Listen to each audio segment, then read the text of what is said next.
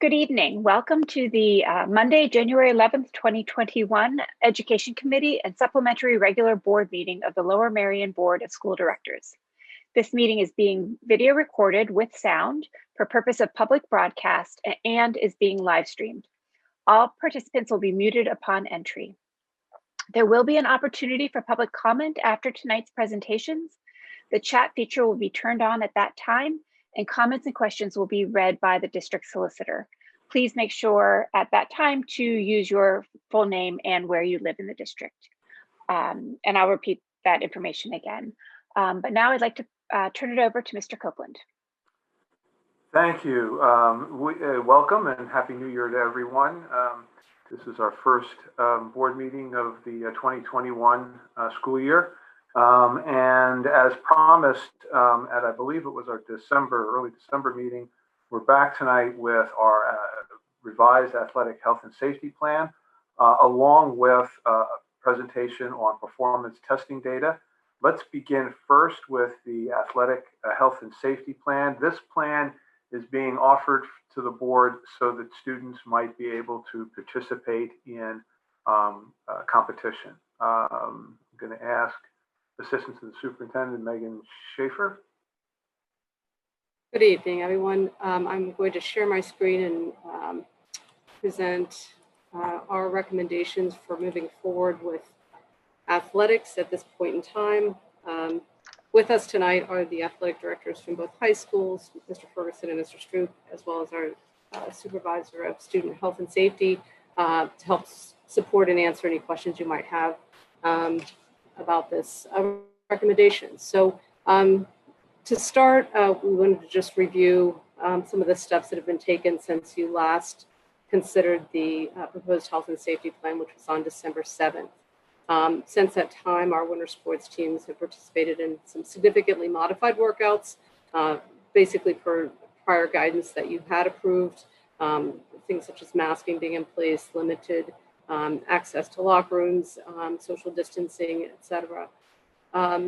Again, since that time, CHOP Policy Lab, which has provided a lot of support to school districts throughout the southeastern Pennsylvania, released guidance specifically for winter sports on December 18th, which we reviewed pretty carefully, and there's some slides relating to that we'll look at in a minute. Also, since that time, we've installed the bipolar ionization that we've spoken about at some other board meetings that was approved by this board, both in the main gyms and cafeteria areas at both high schools, and that was operational effective the week of December 21st. Finally, these are sort of the significant items that have occurred since that time. And certainly, probably most significant is the COVID rapid testing that's now available to us, and that we will be a part of this recommendation to move forward with winter athletics. And we anticipate that being available as soon as the end of this week to student athletes. So initially, the CHOP guidance, as I mentioned, has been updated. There's a link there that those who are interested in reading the fine print here are certainly welcome to go and check that out. Importantly, I think the guidance is that there are some recommendations and balanced with some careful health and safety planning.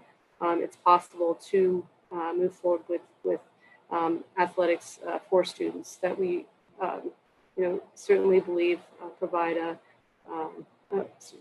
among other things, a mental health benefit for our students. The guidance is divided into some thresholds about positivity rates in the local community. At this point in time, the last update that I have in front of me for Lower Merion School District, the 14-day average as of December 31st was 4.48. So we're looking at positivity rates that are less than this 9% threshold. So in looking at those rates here in the district and the recommendations being made by CHOP are certainly ones that are being followed and will be able to be incorporated into our health and safety plan for the most part, this isn't new territory that we're venturing into, except for the testing. We've been, with the leadership of our athletic directors and support of our health services department, been careful in adhering to protocols for all our teams, and we'll continue to do that, especially given the nature of indoor sports versus the outdoor sports that we were working through in the fall. Again, there is recommendation. The recommendations do vary by the type of sport, and you'll see that in a moment. Our specific recommendations for sports based on the close contact, the level of competition, etc. Also of note is certainly out in the world, we hear reports of, in question marks around whether the transmission is occurring on field or whether it's occurring around the field and around just the social nature of athletics. And so one of the strong recommendations from the CHOP policy guidelines is to ensure that we are limiting those types of the socializing that occurs in the locker rooms or to and from athletics, athletic practices and games, and spectators, which is another recommendation that we'll see in a moment specific to Lower Merion. Again, being able to do the testing is another part of the recommendations from CHOP, which we are happy to be able to offer, as well as contact tracing and quarantine directives, which I think all along we've done a notable job in connection with the Office of Public Health to ensure that we are doing the required contact tracing of any positive cases, both in schools, among our staff, and absolutely as it relates to any student athletes. One of the things that we've talked about, and again to the testing, this would be connected to the ACIT testing program that we've begun with our staff, and it does involve the use of rapid testing, Binex Now cards that can be done in about 15 minutes. The test itself probably takes about 2 minutes for students to complete, but the idea is that we will be able to test all of our student athletes that are subject to these requirements on a weekly basis. And again, this recommendation is supported by the ACIT testing program, so that athletes in close contact sports are among those groups that are recommended for testing, in addition to staff and other activities. So we are following that guidance as well. As we build out this testing program for student athletes, we will be notifying parents by letter and introduction to the testing protocol, as well as asking for consent to engage in that testing with our student athletes by the parents. And those documents are there as examples. So at this point in time, we are setting forth the following factors for competitive play for our winter sports, which would be, as we mentioned, following the CHOP guidance that we've reviewed briefly here, that should we need to close any school building due to the other protocols that we have in place for monitoring of positivity and cases within individual schools, that would mean that the athletics would also be suspended during that period of time. So put differently, if we shut down a school, the athletics is going to be closed or suspended during that period of time as well. The COVID testing that we're recommending be mandatory is for wrestling, the sports of wrestling, basketball, swimming, and ice hockey. The sports of basketball, swimming, and ice hockey will be able to move forward with competition subject to weekly testing. Wrestling will be able to engage in practices with biweekly testing. However, they will not engage in, be permitted to engage in competition unless the opposing team has also been engaged in regular COVID testing of their student athletes. The sport of indoor track will continue to engage in outdoor conditioning workouts, but they will not be engaged in competition and therefore not be subject to weekly testing at this time. Squash is not practicing or competing at this time. Cheerleading will continue to engage in practices, but will not compete and therefore will not be subject to weekly testing. We also wanted to note that other students and non-athletes will also begin testing in January, and that will extend to other activities as well as we build this out. Masking will be required for both practices and competitions. Exceptions would be for socially distant water breaks, as well as student athletes that are competing in the pool or practicing in the pool. No spectators will be permitted for any indoor venues. Locker rooms will only be available for in-school students prior to practices and will thereafter be closed. And given the foregoing, our recommendation is to begin the official competitive seasons for basketball, swimming, wrestling, and hockey subject to those conditions described above, and that continuing with the safety plan through the beginning of our spring sports season. Before questions, just to emphasize, in the presentation, we made mention of the fact that we want to build out this program beyond athletics, and we're looking at the theater clubs and other kinds of activities in the school that are necessitated by close contact, and we'd like to expand this beyond the athletics.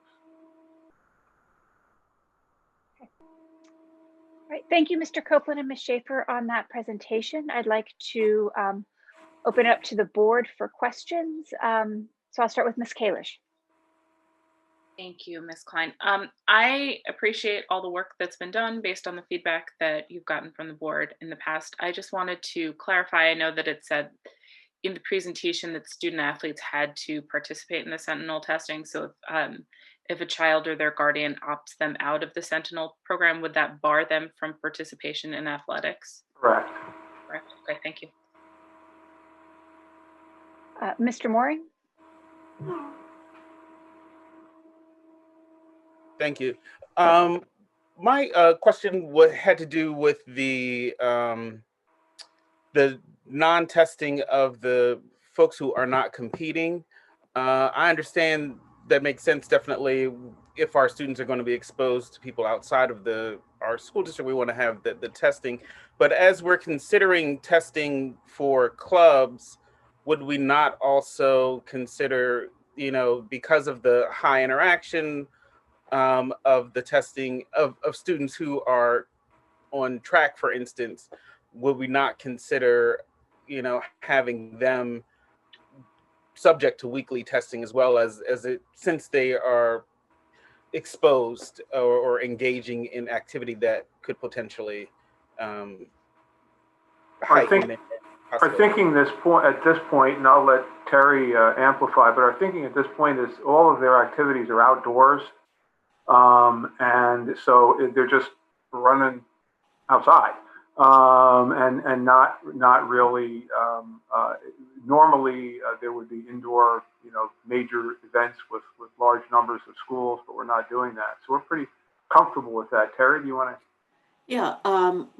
Right now we have a limited supply of the Binex tests, so we're identifying the students that will have close contact, and that would be our, special education students that require a lot of close personal contact, and specific athletes. and clubs. The plan is, as the Binax tests become more available to us, that we would expand the testing ideally to all high schoolers, because they are a group that seem more likely to transmit COVID than younger students. So it's a layered plan that we can expand as the test kits become more available to us. And hopefully we'll have our staff who begins to get vaccinated, which again would expand the number of tests we'd have available. Thank you. Ms. Ackman? Hi, I don't know if you're planning to mention this briefly later, but I just wanted to thank you and compliment the administration on getting the testing program going, since it's a pilot. We're one of the first schools, I think, in the state to be doing this, and clearly a lot of administrative work and effort. So thank you. And I just wanted to see, Terry, if you or Mr. Copeland wanted to talk a little bit about what you've done and how it's going. Terry, go ahead. Sure. We've already had our nursing staff trained, as well as a couple of the athletic directors and our supervisor of safety, Mr. Witt. And that included webinars and various training materials, as well as CHOP coming out to the district and observing us and certifying us in the skills portion. Since that time, we had an opportunity on Friday to have a limited testing, and we had approximately 50 staff people come through, and we had to keep it limited because this is the first time this software platform has been used in Pennsylvania. It's new, so we had to work out the little kinks with that. The testing itself went very well and staff was very receptive. Now, today we were actually able to test our staff at Lower Merion High School, as well as the administrative offices at Belmont Hills Elementary. And we've also had some other staff coming through from buildings and grounds and so forth. So we have a very optimistic schedule for the rest of the week, which somehow will get done. And that includes athletes on Friday as well. So staff has been very receptive to it. When they come for testing, we have an opportunity to talk with them about COVID, explain the results. So it's not just getting tested one time. We encourage them to get tested weekly because the program works best that way. And it just also is a great opportunity to show that we really care about the safety of our staff and students, and to engage in those important conversations about health and safety and about how COVID is transmitted. So Terry and her staff have done a great job. They've gotten, because they're frontline healthcare workers, we've begun to vaccinate our nurses, and they've given a lot of. They came in actually over the winter break to do some training. And as I mentioned to the board earlier, Terry, you're going to start what time? 6:30, 7 o'clock tomorrow morning, something like that, to open it up. And it's going to take a couple of weeks to get a schedule down pat and to work out the kinks. Some of the biggest issues that we had is not the testing itself. The testing is pretty simple. Even a superintendent can do it. It's, or at least the swabbing anyway. It's the communicating to the Pennsylvania Department of Health, which then has to communicate the information back to the Montgomery Department of Health, and then the whole technology system whereby then the individual gets notified about an hour later as to what their test results were. And we also have the ability to confirm positive tests on site. We don't have to send employees out.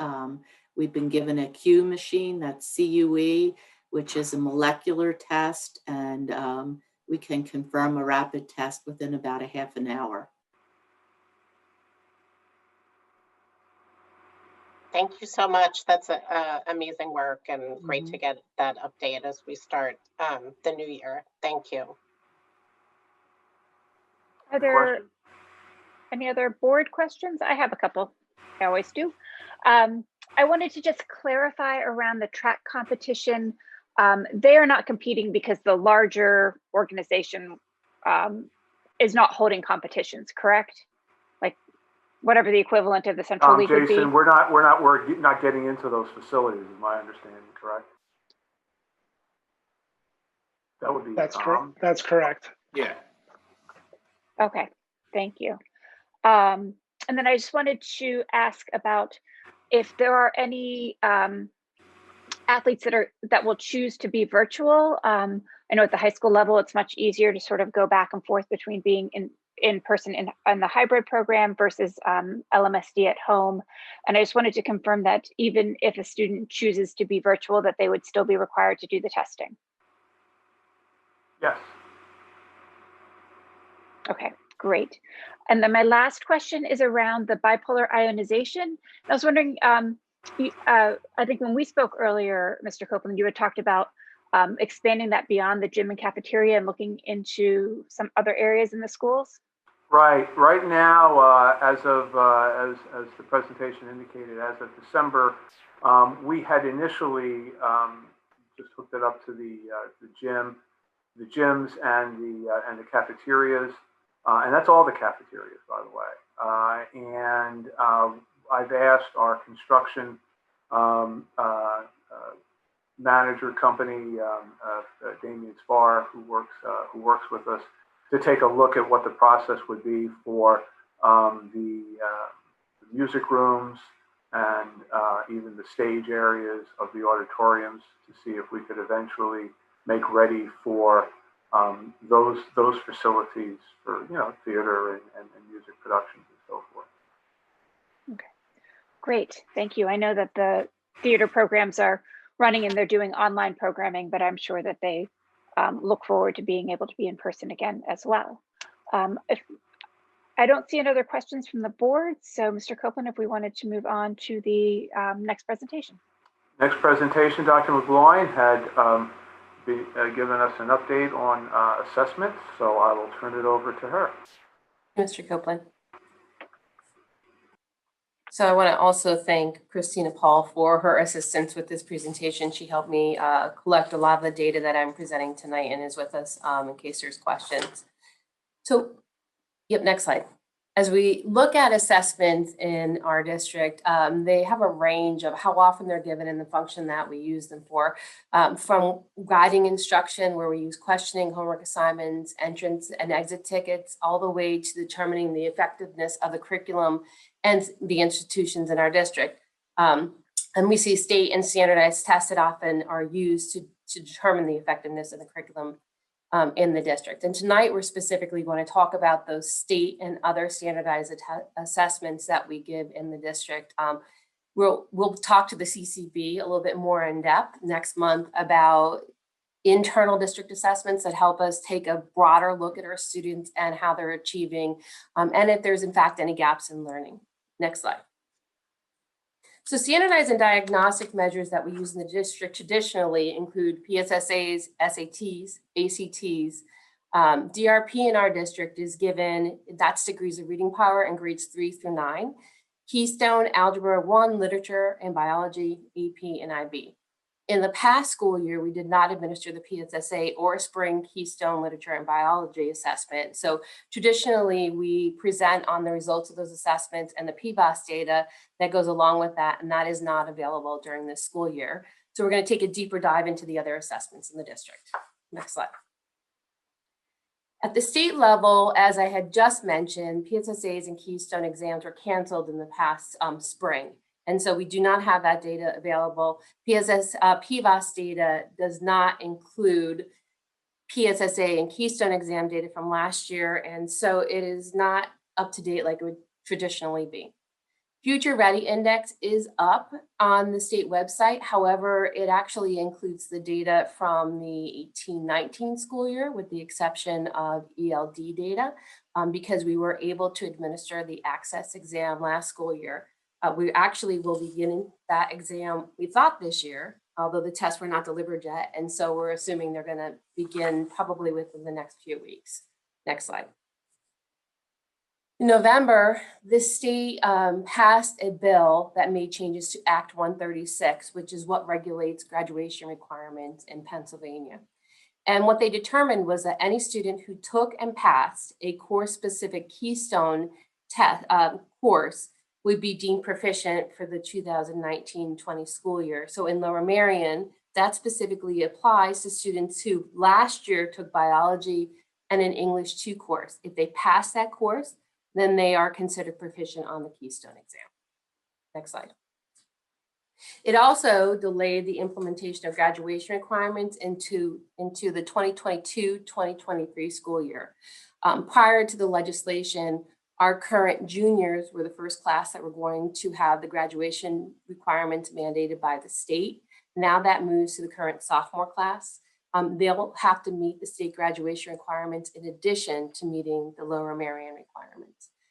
And a letter did go out to parents going through all of that right before break. Thanks. Next slide. So as I said, we're going to go deeper into a few of the exams. The first one that we'll take a look at is the SAT exam. The sections for SAT are what I remember them doing when I was in high school, which is math, evidence-based writing and reading, and now there's an optional essay. The score range is 400 to 1600. If you think back to 2016, you may remember the range went to 2400. That changed in 2016, and they went back to the 400 to 1600 range and introduced a new version that aligned more with school curriculum and Common Core standards. So for our district, we did a 3-year look back, and you will see that there's no national score for 2020 because that has not been released yet. Overall, though, our district traditionally exceeds the national average and the state average. And you can see that our scores are in line with what they've been in the past few years at both the total score, the evidence-based writing and reading score, and the math score. Lower Merion did really well in the past school year, and they had the highest scores that they've had over the last 3 years. But our school district in general fared very well on the assessment. Last year, we had 473 students taking the exam. SAT also reports on college readiness benchmark. The College Board is using C as their metric, as it's most universally interpreted as satisfactory in undergraduate institutions and is less confusing to what they used to use, which was a B-. Additionally, the board uses a 75% likelihood to ensure that they tell a student if they're ready for college. There's a small chance that they won't be. So if you look at the SAT college readiness benchmark and students meet it, what we're saying is that there's a high likelihood that they'll be successful in a specific subject first semester course. And so for our school district, we could see that a significant number of our students meet the college readiness benchmark. And again, we did a 3-year look back on this chart as well.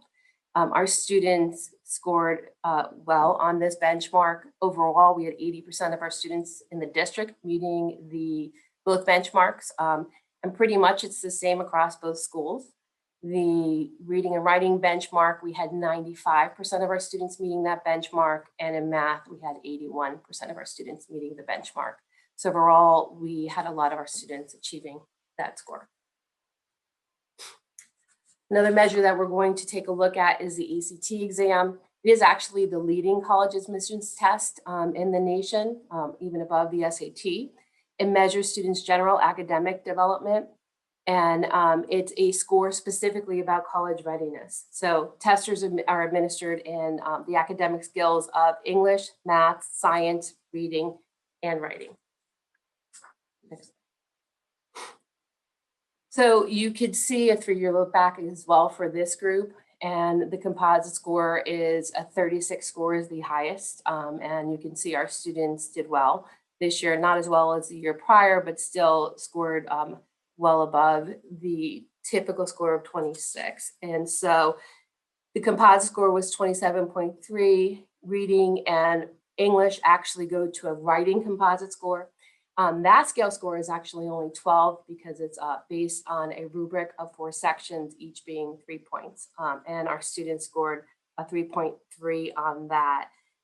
The ELA score is actually a combination of the ACT English reading and writing scores. So you have to take all 3 exams. And so the readiness benchmark for ELA is 20. Math and science are also listed. And then STEM. And STEM is actually not a test, but STEM is also a benchmark that the SAT provides for an indicator of readiness for mathematics and science courses typically taken during the first year students enter a STEM discipline. And those courses include calculus, chemistry, physics, and engineering. On that score also ranges between 1 and 36, and the readiness benchmark for that is 26. So our students did meet this STEM readiness benchmark. Advanced placement is another measure that we use in the district. The district offers 23 AP courses. The first course is offered in 9th grade. Typically, it would be AP biology for students who took biology in the summer prior to 9th grade, and many students in our district do participate in this option.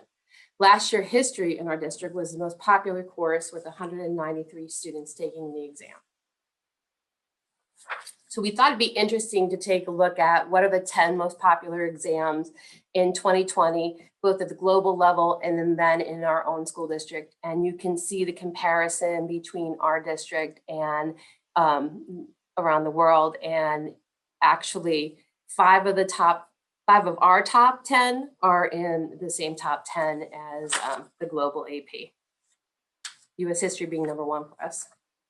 And so we took those same 10 most popular AP courses and we looked at the average score and this percent of students who scored 3 or better on all of those assessments as compared to Pennsylvania and global. And you could see that our students in all of those areas beat the PA and global scores. And overall, our percentage of students who scored a 3 or better, which is the score that traditionally college will consider to give college credit to students, we had a significant number of students meeting the 3 or better range.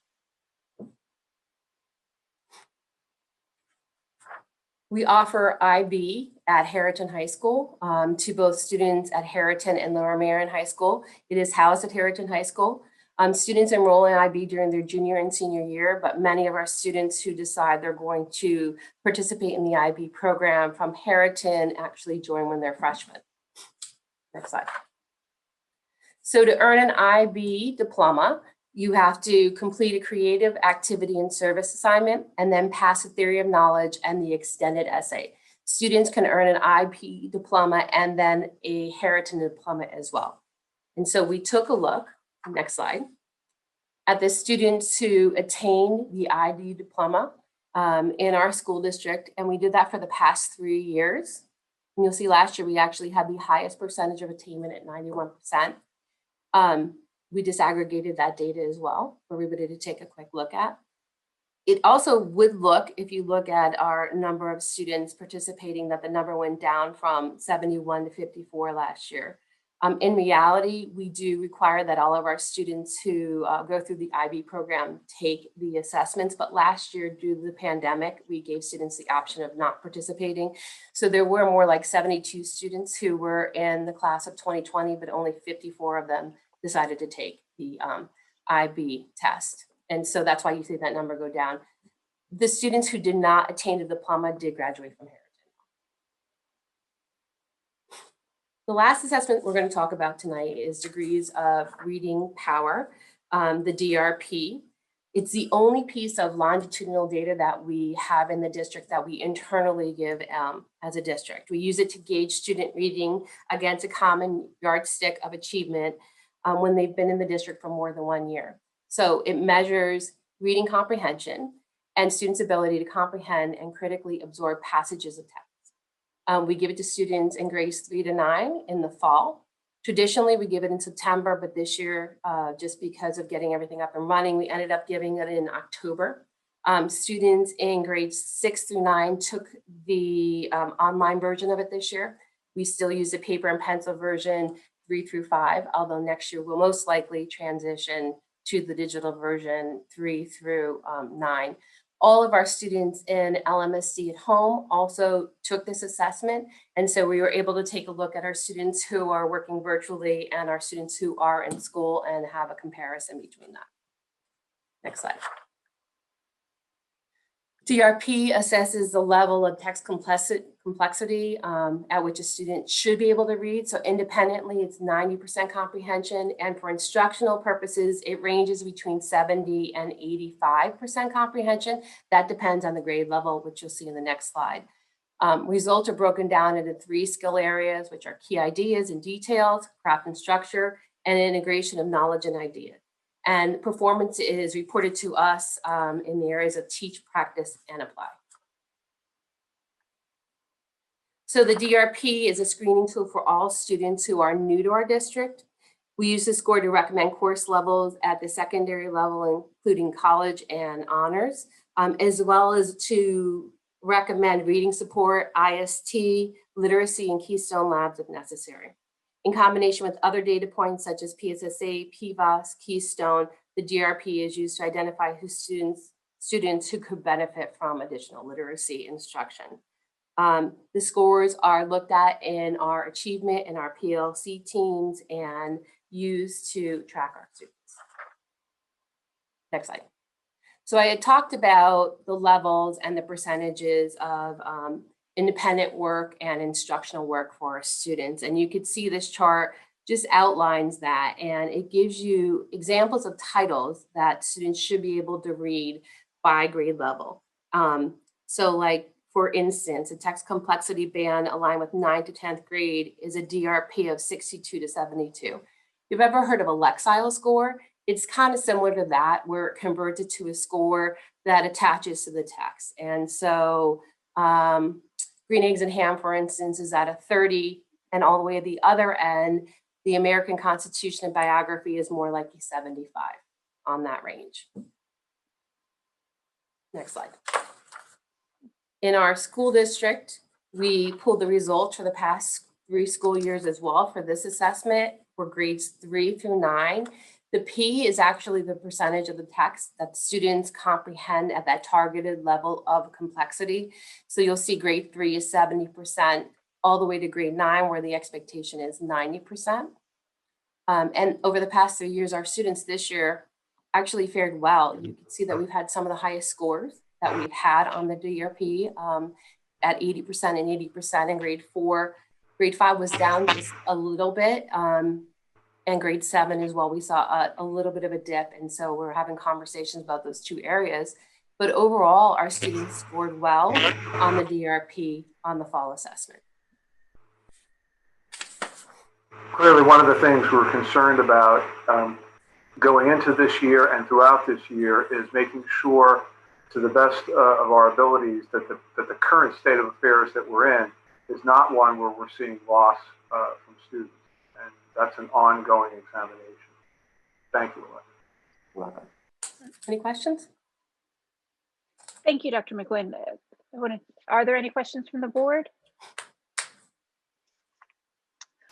So I wanted to ask about the, a lot of the information that's been in the news has talked about sort of more broader and concerns about loss in math, a little bit more than concerns about loss in reading and English, sort of ELA due to the pandemic. And I'm wondering if you could speak to that a little bit with respect to sort of the assessments within our district.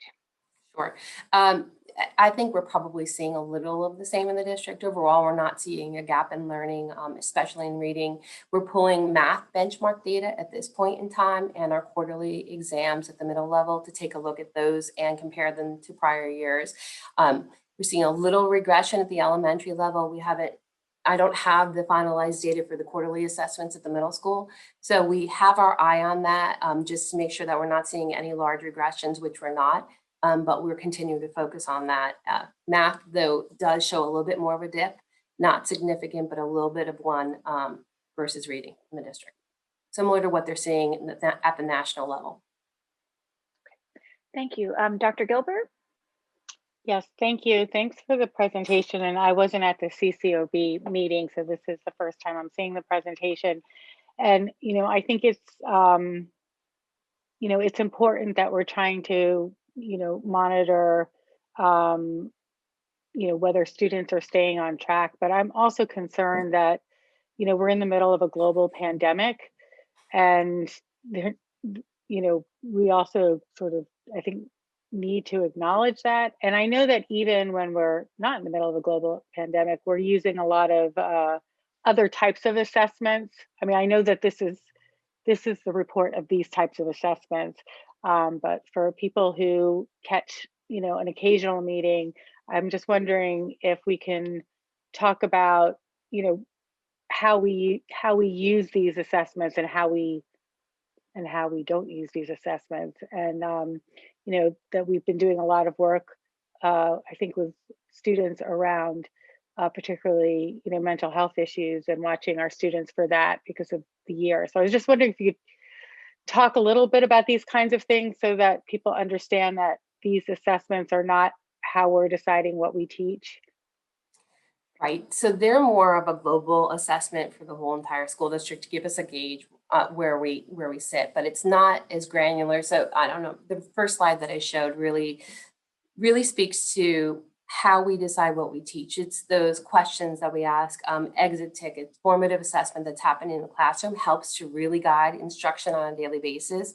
The large assessments that I talked about today are more of a global perspective and could influence curriculum, but not the day-to-day operations of the classroom. And so it really is more about what we're seeing in the classroom on a daily basis, how our students are achieving, that drives the instruction in the classroom.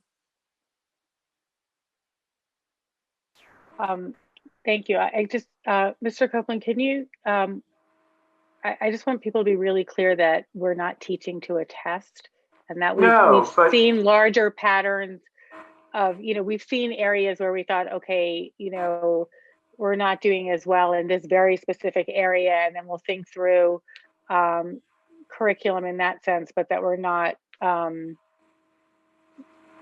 our philosophy is not to teach to this test, and that the strategic plan talks about more sort of, meaningful assessments for individual students and in the classroom.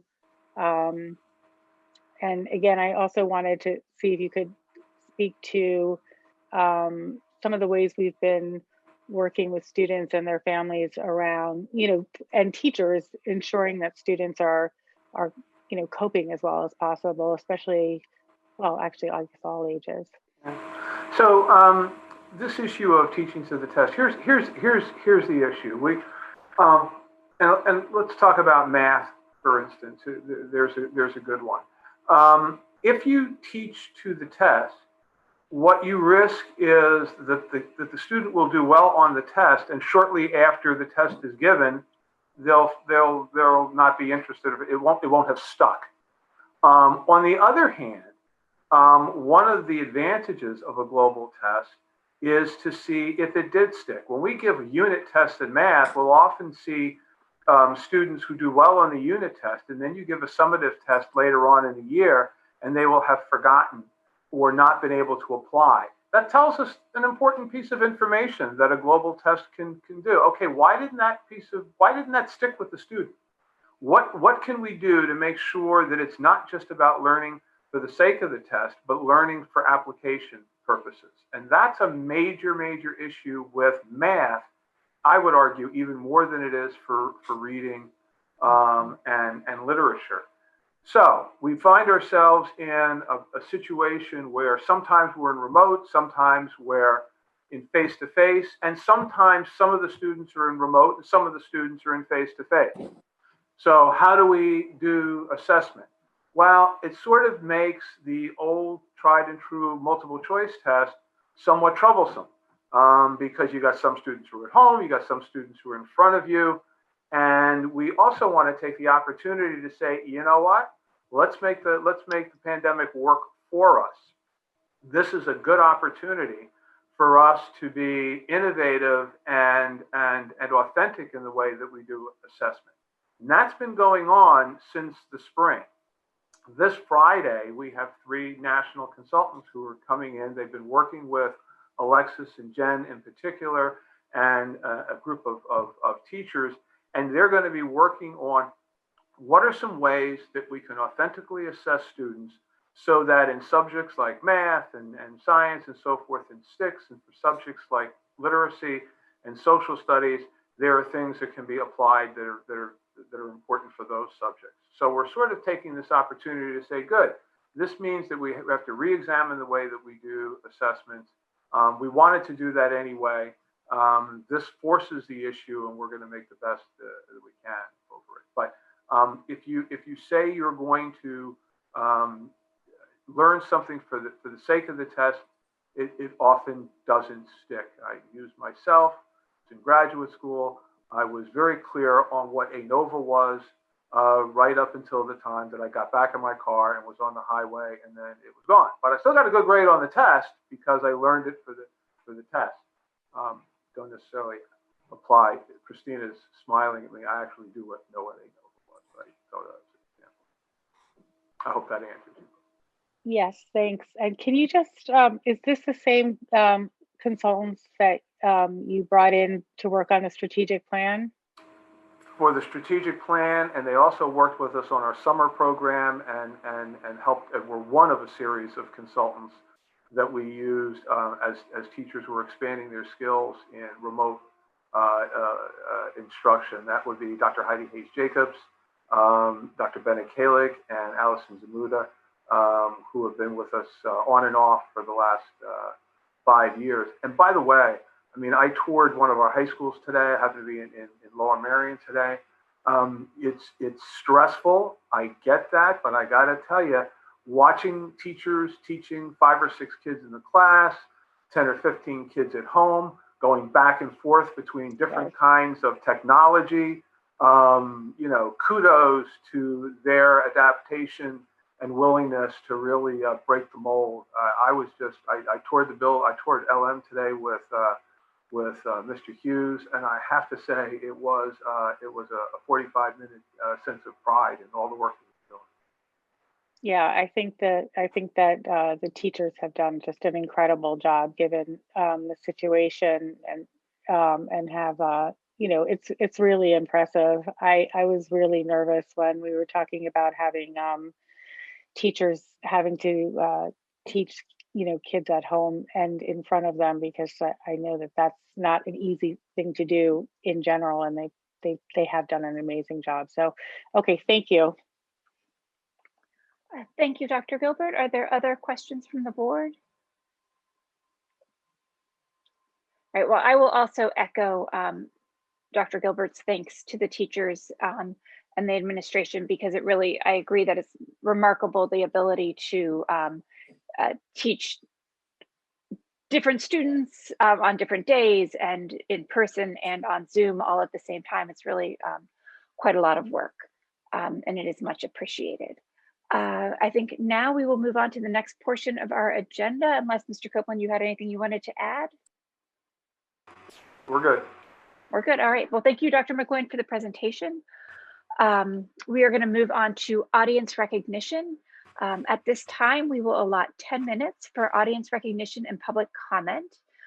In a moment, Mrs. LaPera will open the chat feature. Please begin your comment with your name and where you reside in the district in order for your comment to be read. I just want to reiterate that. That's an important piece. That please make sure that you put your name and where in the district, meaning sort of the you know, whether you're from Wynwood or Ardmore. You don't need to put your exact address. But that's an important piece of it. And then in order to hear from everyone, there's a 1 comment and question limit per person. And following our 10-minute period, these will be read by our solicitor, Mr. Roos. Ms. LaPera? Thank you.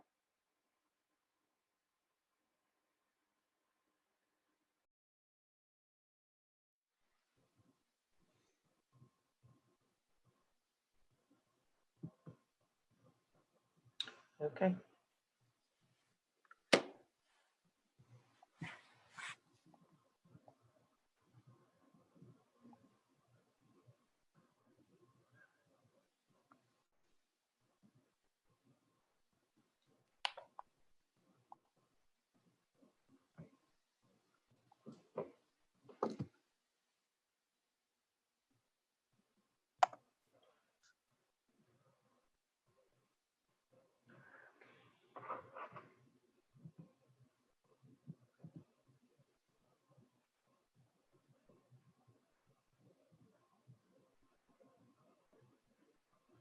Are you ready, Mr. Roos? Ready to go. Okay, go ahead. Shall I start reading? Yes, sorry, I was on mute. I apologize. That's okay. Okay, first comment. Michelle McGill, Balakinwood. Can we address the amount of kids in the lunchroom without mask at one time? My son has reported seeing over 100 kids. Mark Elf from Marion Station. Thank you for a very thorough review of safety for our student athletes. I support staff's recommendation and look forward to the board's vote. Debbie Miller, Winwood. When will teachers be vaccinated? Should I keep going? Or I can add the teachers. We hope to have teachers begin getting vaccinated end of January, beginning of February. Is the information I have as of today. okay. Jen Kelly, Penn Valley. Can you tell us how many staff members have been tested so far through the ACE-IT program and what your weekly goal is for staff testing? I think we've done about 150 today, and we hope to do all staff, which is about 1,500 weekly. Okay. Janice Lipsitz, Marion Station. Thanks for the great update and work. I'm wondering, given the state of affairs, if there are plans to assess SEL/social and emotional. I have high school students and have been noticing an increased effort by teachers to do their best to check in with the students a bit. However, I worry about their long-term impact of their lack of social development as a result of COVID. That's what Dr. Gilbert asked me, and I neglected to answer. So at the end of public comments, I'll ask our administrators to address that. Tiana Washington, Balakinwood. Good evening. Referring back to athletics, I have a question regarding cheerleading. With the guidelines, are cheerleaders allowed to attend and cheer at the basketball games? Thank you for everything so far tonight. Have a great evening. Gentlemen, cheerleaders at basketball games? We may have them there to perform at some point, but not in the stands during the entire game. Okay. Christina Chang, Penn Valley. Thank you for all the hard work. My kids are in 5th and 7th grades, and I also conducted an informal Facebook poll today. Middle school and high school attendance was quite low, from 1 to 5 students per class. By the end of the week, would Lmsb consider inviting middle school, high school in-person students to attend 4 full days a week in the coming weeks? K-4 attendance was strong. There might be an opportunity to combine certain elementary AM/PM cohorts into a full day, but I recognize that it is too early to determine. A little early for that, and the principals are on a case-by-case basis working with students to attend 4 days a week. Sandra Dillon, Ardmore, Lower Marion High School athlete. Thank you for your thoughtful consideration regarding the importance of athletics, especially at this point in time. The CHOP recommendations are currently being followed by USA Hockey, which governs K-12 hockey. Special thank you to our leading edge Lmsb for advancing a weekly testing program for athletes. And the final comment is from Ruth Jenkins Winwood. Previously, I asked about the bus protocol for athletes going and returning from events. There were none. Are there any now? 3rd grade is too late for reading assessments. By 3rd grade, difficulties and possible impairments are ingrained. Earlier assessments should be done for sooner intervention. Student athletes on buses, athletic directors? We have them spaced out, and we also have the parents have the opportunity to drive their student to and from games. And in terms of assessments for younger students in reading? I can jump in there. I think when Dr. McGloin was talking about the longitudinal data, and the DRP is one of the only pieces of data that we give in elementary and secondary, that gives us a nice longitudinal view from 3rd through 9th grade, which is why that was selected. That's not to say that we don't have assessments prior to 3rd grade. There's systems of universal screening, a lot of grade level assessments, benchmarks, and all sorts of measures to make sure there are safety nets for students.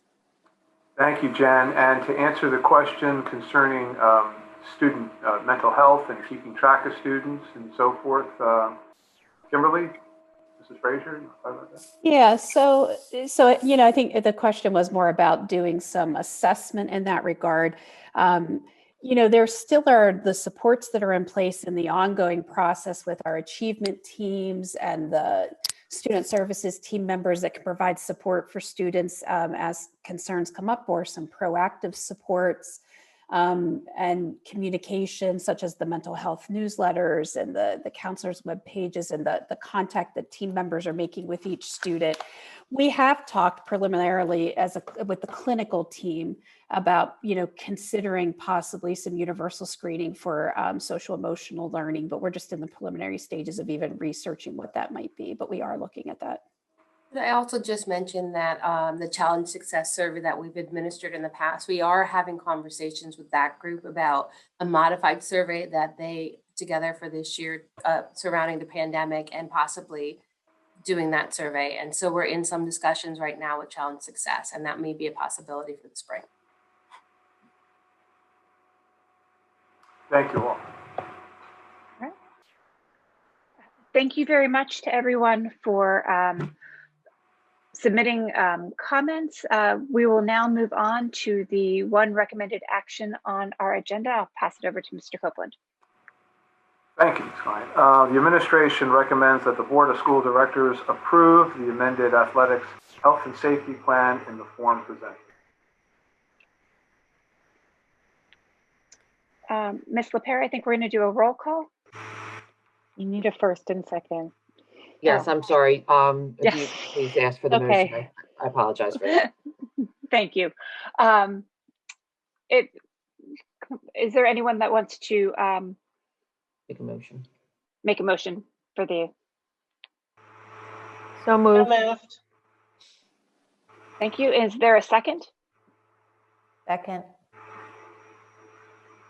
Thank you. Okay. For the roll call, I will start with Mr. Lee, Yes. Mr. Mooring, Yes. Mr. Driscoll, Yes. Ms. Robinson, Yes. Ms. Ackman, Yes. Ms. Finger, Yes. Dr. Gilbert, Yes. Ms. Kalish, Yes. and Ms. Klein. Yes. That's 9 in favor. Motion passes.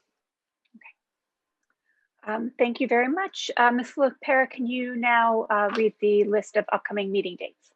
Yes, our regular business board meeting is on January 25th because next Monday is a holiday, and that will begin at 8 p.m. And the following committee meetings will be held via Zoom. January 13th is the ad hoc committee meeting for equity and anti-racism at 7 p.m.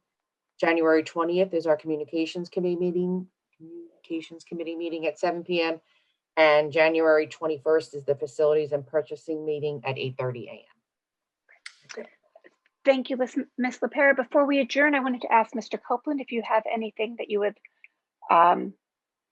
like to add. I don't. Perfect. Excellent. Well, thank you very much. Thank you, everyone, for your time tonight.